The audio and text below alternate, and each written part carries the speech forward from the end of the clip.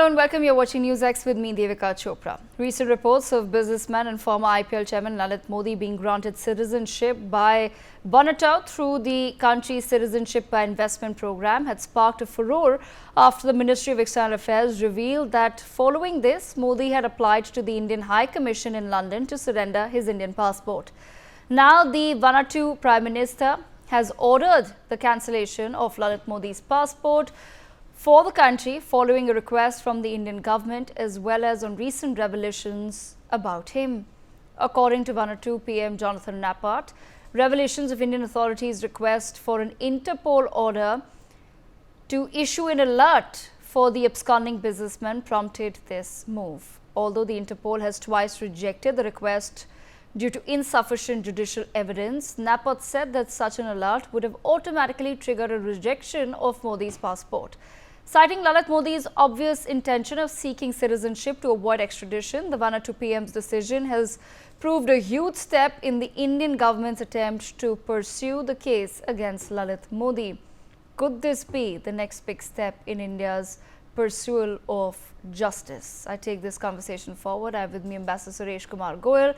We also have with us ML Sharma, ex-director of the CBI, Dr. Shah Kori, senior economist, and Sumit P, political commentator, with us on the broadcast as well. Let me begin this conversation with Ambassador Goyal. Ambassador Goyal, big developments taking place as far as Lalit Modi's case is concerned. How do you view this decision that has now been taken by the country of Vanuatu, where the Prime Minister has now come out and said that we initially were not aware of the major allegations that have been made by India, but now that we are taking firm steps to cancel his citizenship, and that he must not use the citizenship of Vanuatu as a means of escaping extradition. Imagine a small island in the one of the small Pacific islands is taking such a big stand against an economic offender. What message does this also send to certain countries like the United Kingdom, which have turned to be a safe haven for other economic offenders?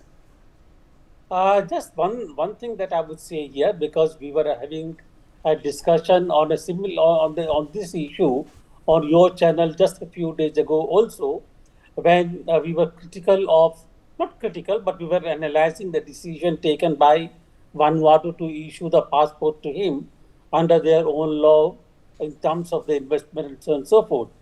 I would say that this new decision taken by the Vanuatu government, I'm happy that the Prime Minister of Vanuatu has taken a very wise decision, keeping in view the larger picture of relations with India, rather than just a legalistic point of view of entitlement of the passport on the basis of investment for Lalit Modi. So in that sense, it's a very, very wise decision to make.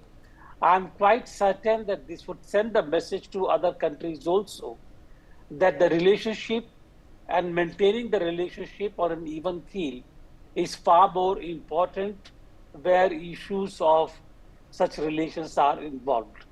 And that's all I would say for the time being. A good decision, a very wise decision, and I hope the other countries take lesson from it.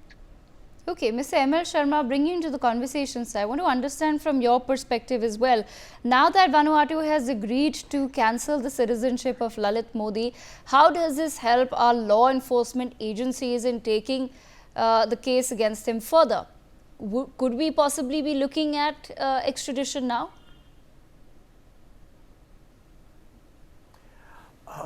Legal position is very simple. If somebody's passport is cancelled, he becomes a stateless citizen, and some countries may consider such people to be undesirable aliens. If that view is taken, then that citizen, that person can be pushed back to the country of origin. So this is one implication. Second implication is that first issue of passport and then cancellation of the passport symbolizes ascendance of Indian diplomacy. In any case, Vanuatu or Vanuatu is a small country of about 3 lakh people situated ocean 1700 kilometers off the coast, eastern coast of Australia. So India has been helping these small countries, Asian countries, last so many years, particularly ever since Modi ji's days, Prime Minister Modi ji. So therefore, as a consideration for diplomacy, as a consideration for strength, I mean, this action has been taken. So it will help law enforcement agencies. A, he is pushed back to our country and we initiate action against him. B, we seek his extradition and he comes to India and he faces trial. These are the basic implications.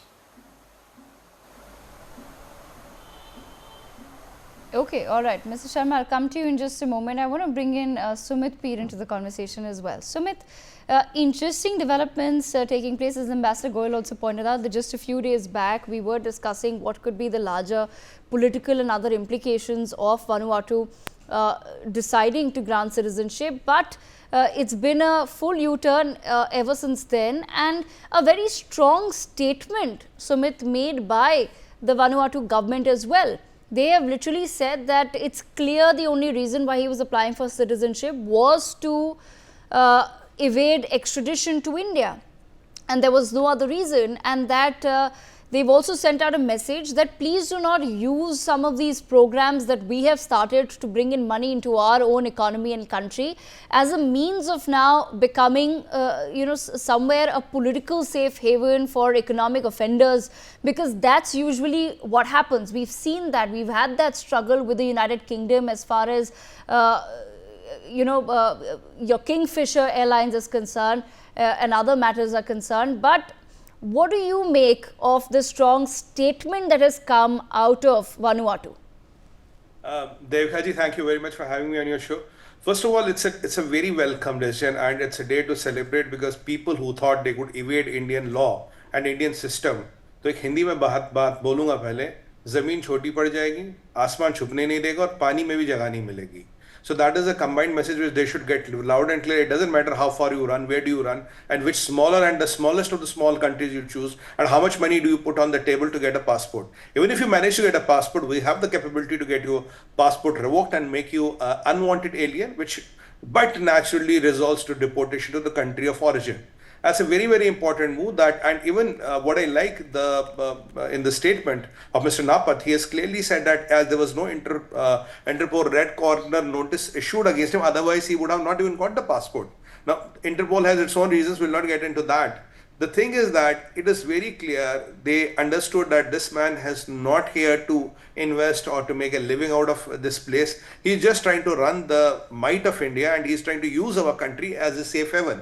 So we as a country will not let our country, our name, our image and our land to be used as safe haven for economic offenders, criminals and fugitives. While if you go back on the contrary, if you look to London, I mean, all the Alibabas of the world run to London because there are three things there, Vikaji. First thing is they say we're part of some European Human Rights Commission or whatever. So if we presume or believe that somebody who has come here and will be subjected to a third degree or a death penalty, we as per our constitution have a right to reject that extradition, whatever grave the crime may have been. That's point number one. Point number two, there are these legal firms who know where the UK law begins and where the Indian law ends. So they know where the grey areas are, they keep their people there, so they keep them safe. Third thing is that, if you look at this FRC, the Financial Regulatory Authority of UK, wherein for last 21 years, they have not even given one, judgment.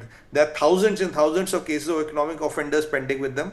Logo ke joote ghis gaye wahan ja ke, they have not given anything. And fourth thing is, if you talk of the extradition treaty, it doesn't really work with UK because I think we did it in 1992. After that, we have been able to extradite one person, Mr. Patel, who also came on his own will. And this is not the plight with us. This is the plight with any and every country who has extradition treaty with them, because answer lies with what Deutsche Bank said. More than $1 trillion of money is laundered into UK every year, and the banking system is floating and surviving on that money. So if you are rich, you are famous, you come with big money bags, nobody can extradite you out of UK. Look at the Russian warlords. Where does Musharraf end up? Where do Pakistani generals end up? Where do all these economic offenders and all the such people end up? Why only London? Why not Paris? Why not America? Why not Canada? They choose London because the laws of the place are written like that, which will support you to keep you there as long as you have those big money bags with you. While as I appreciate the country like Vanuatu because amidst the money he would have brought to the table, still their pride and their stature was more important. And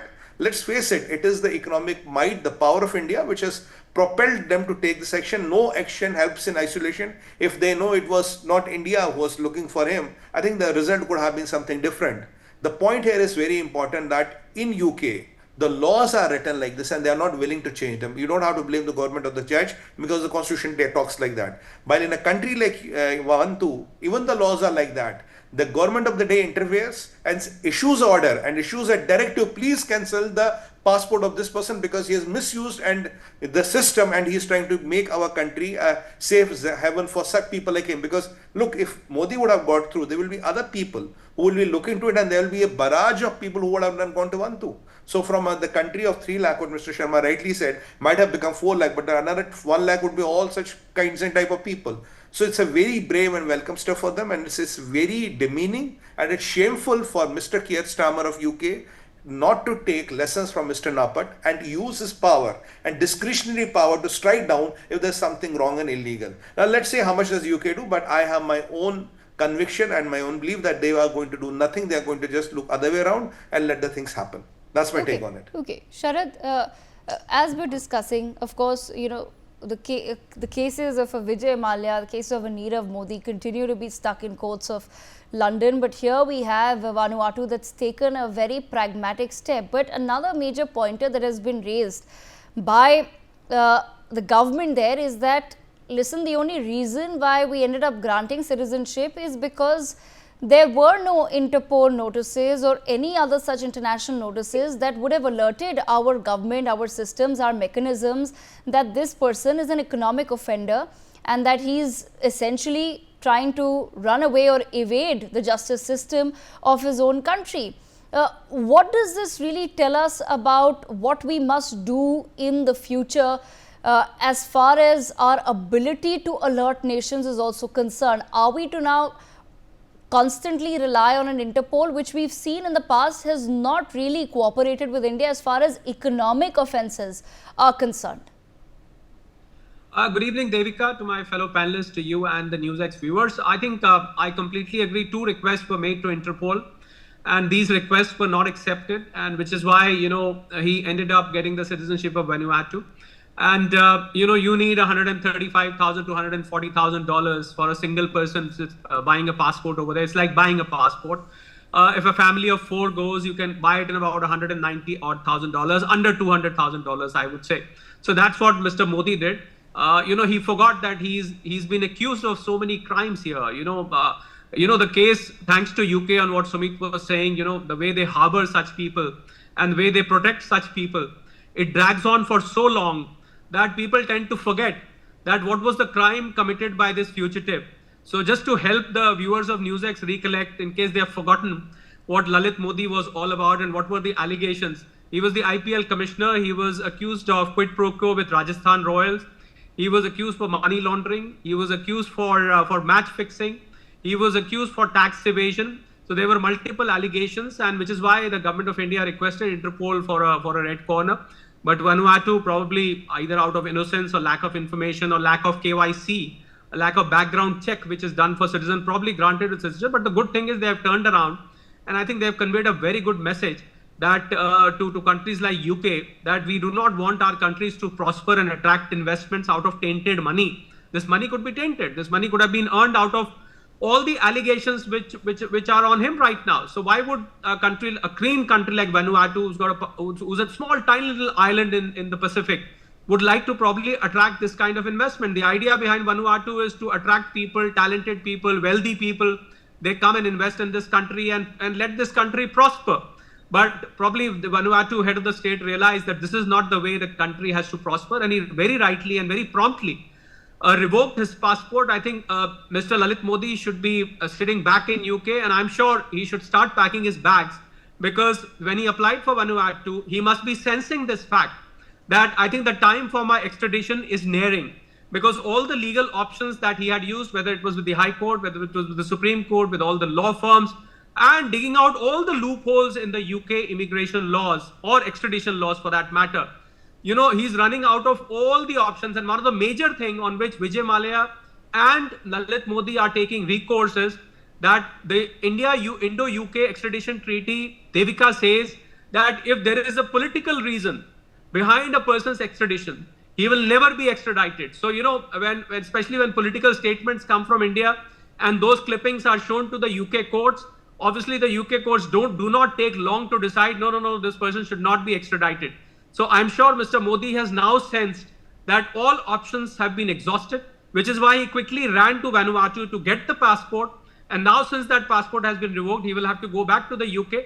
And I think, to my mind, he should start packing his bags, because his stay in UK hopefully will not be for too long, because Indo-UK FTA talks are already going on.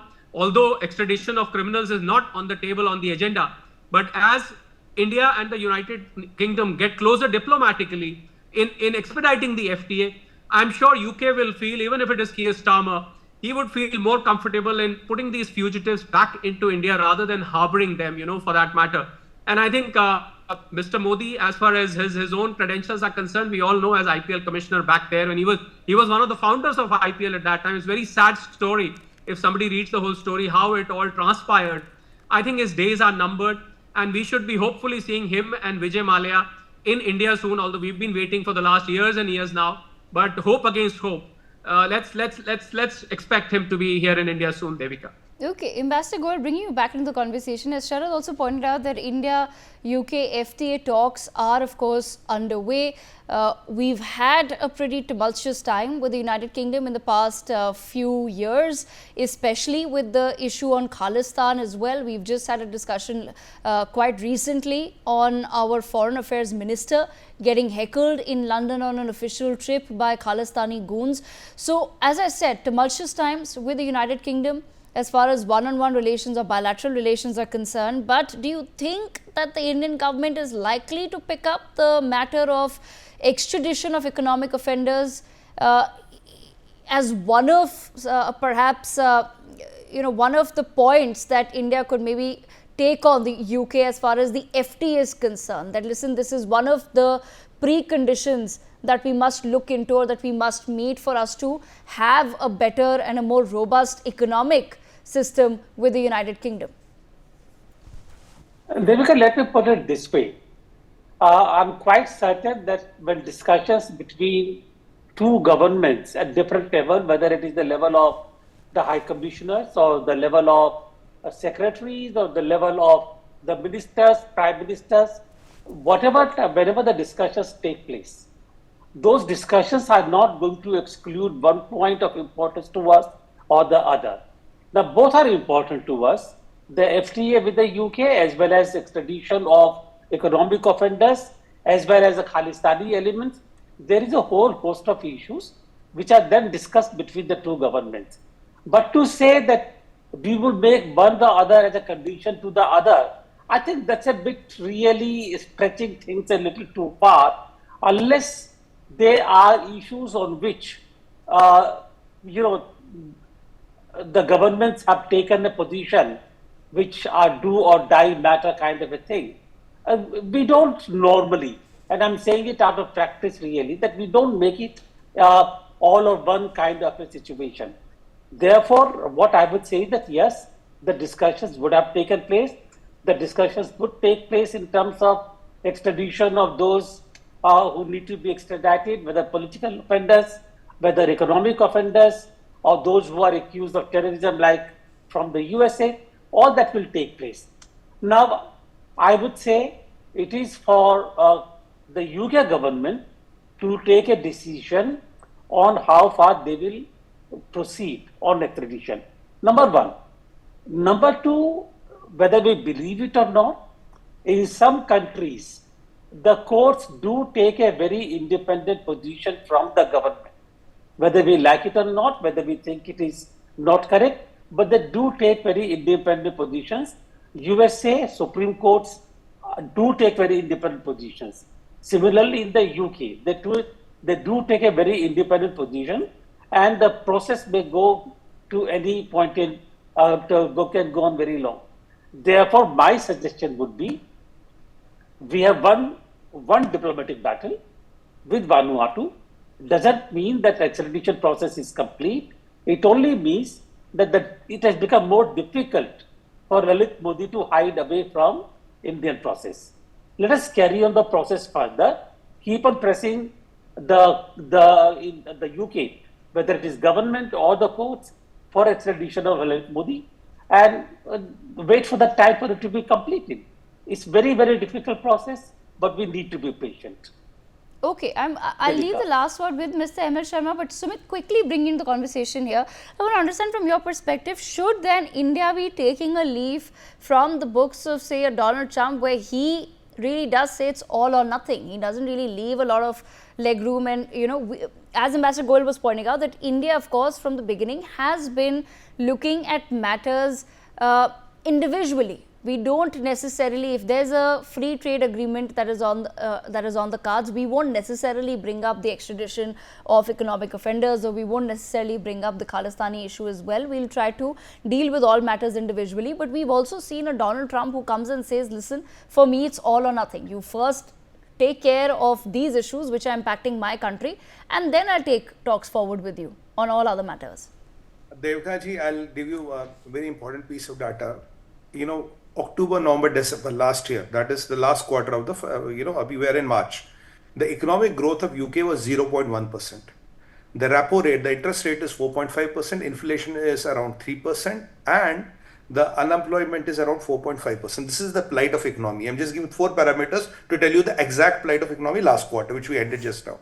On that rate, I think we are at a position we can demand any and everything what we want. You can't get the Indian money and hate the Indian people. You can't get the Indian money and make sure that the Indian foreign minister doesn't get the amp protection there. You can't get the Indian money and Indian wealth and expect a bunch of goons will come and stop his car. You cannot have our money and say we will not sign the mobility pact. Last time we had that problem. You cannot get our money and our prosperity and get benefit from our economic growth and say that we will not extradite such nefarious elements. The third biggest investors in UK as on date is India. If you look at the trade with India, they are not even in the top 20 trade partners. So the point I'm trying to make, the condition they are in, the situation they are in, they need us more than what we need them any chance. So if you want our economic prosperity to help you and grow, these are our couple of concerns which need to be addressed, because they are a national security risk. And let's not forget people like Lalit Modi, how much of money have they siphoned out of the economy? So there's an economic risk, there's a national risk. You can't, it's not, you can't love my this side and hate my this side. If you love me as a package, hate me as a package. You can't love my arm and hate my leg. That is what the India strategy has to be. This strategy has to change. Trump has set the things in the motion. Let's follow the same. Okay, Mr. M.L. Sharma, I want to bring you back into the conversation. I want to understand from your perspective, sir. One major issue that continues to come up is that the judicial system, and this was a point that Sharad Kohli had also raised, that the judicial system in India is not able to really come up with the evidence that is required to convince the world globally that yes, these people are economic offenders and that they've ran major scams in India. Why is it that over the years we're not able to collect the sort of evidence that would be okay for us to convince international agencies to cooperate with us and extradite these people back to India? How is it that we are just not being able to convince other nations? And where do we lack as far as collection of evidence is concerned? I'm sorry, we don't lack anywhere. Every country collects evidence as per its domestic law, and we have succeeded in getting fugitive criminals expedited from many countries. Take the example of Vijay Mallya. He was an economic offender and CBI could establish the case against him in a British court. Now it is stuck up in England due to other reasons. So one has to understand that you can't claim a fugitive criminal as a matter of right. It is in the hands of a foreign government. So we have to satisfy two tests. One test is the judicial test, which means that we have to convince the extradition court of that country that there is a prima facie case, and mostly we have succeeded. Now, second is the political angle. Now, even after the magistrate has held that there is a good evidence against him and the person can be extradited, yet the government of the day can say no to extradition for any reason, including political reasons. So, the basic premise that we are not able to establish our cases in foreign courts is just not correct. I have myself succeeded in getting extradition of so many criminals for foreign countries. This is one. Second part, somebody made a point about Interpol not issuing a red corner notice against Modi. Now, this is absurd. Actually, the Interpol has no cheek to say that the evidence against him does not satisfy judicial test, because Interpol is not a judicial body. It's an executive body, and basically it is nothing but an informal club of policemen from across the country. So the value of evidence has to be tested only in a judicial forum and not by a body like executive body like Interpol. So there are multiple reasons why these bodies act in a very obnoxious and absurd manner. So we have a good case against Lalit Modi, and he is trying his best to evade process of law, and this is my experience, and is empirically true that countries like England, you see, they are a safe haven for economic offenders. Yes. Because they bring in money in that relatively poor economy, and this pattern has been continuing on for a long time. So this is a reason why they find one excuse or other and try to blame Indian judicial system or the efficacy of the Indian agencies. This is not correct. Okay, all right. That's all the time that I have, but I thank all of our panelists for joining us to take that conversation forward. With that, viewers, we step into a very quick break.